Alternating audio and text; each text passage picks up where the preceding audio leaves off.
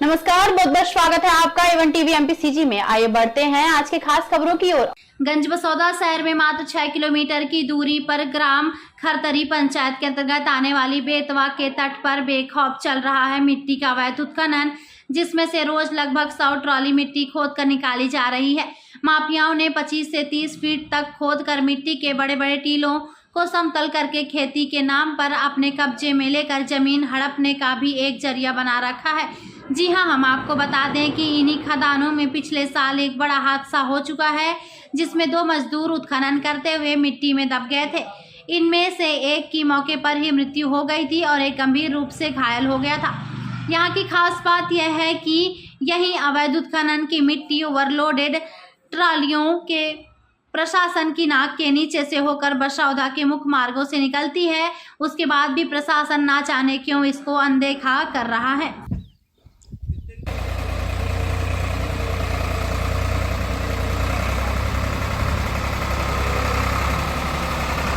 ये पिछले साल की एक घटना हुई थी वहाँ पे, तो नदी के बिल्कुल किनारे से कुछ ग्रामीणों द्वारा मिट्टी निकाली जा रही थी और वो मैं और तत्कालीन एसडीएम साथ में गए थे वहाँ, और उसमें एसडीएम साहब के संज्ञान में भी वो आया था। उसमें मर्ग भी पंजीबद्ध हुआ था और निश्चित रूप से वो मेरी नज़र में वो अवैध कार्य था, लेकिन राजस्व विभाग को या खनिज विभाग को ही उसकी सत्यता का पता है कि वो वैध है या अवैध है।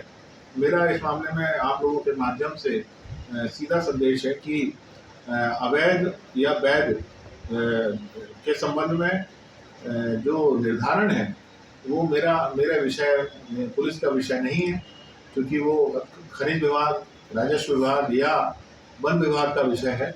तो जब भी वो हमसे पुलिस को सुरक्षा की दृष्टि से डिमांड करते हैं, हम उन्हें उपलब्ध कराते हैं।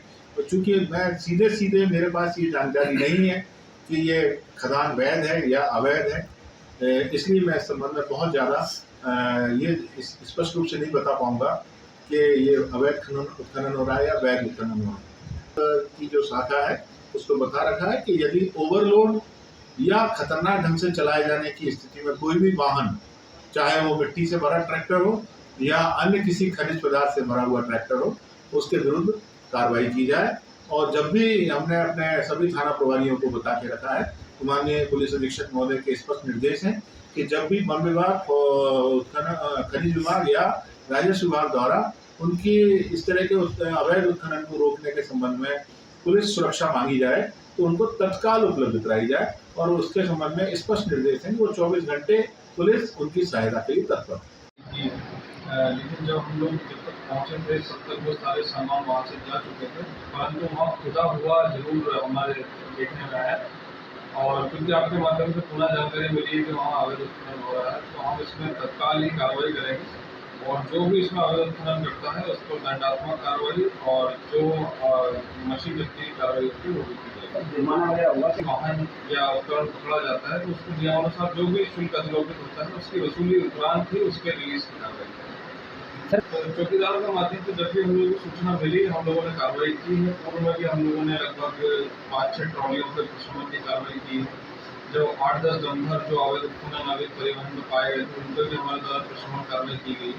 क्योंकि आपके माध्यम से अवगत कराया है कि ये बड़े पैमाने पर किया जा रहा है, तो इसमें हम निश्चित ही एक बड़ी कार्रवाई करेंगे, जिसमें क्षेत्र के सभी लोगों को मैसेज जाए कि इस प्रकार की अवैध गतिविधियाँ न की जाता है तो संबंधितों के विरुद्ध जो आवश्यक कार्रवाई होगी वो भी की जाएगी। बाल श्रम के संबंध इससे है कि जैसा आपने बताया कि बड़े पैमाने पर कार्रवाई होती है, बहुत सारे लोग लिप्त हैं। क्योंकि हम लोगों ने जब भी दिन में कार्रवाई की है उस समय हमको उपकरण नहीं मिलते।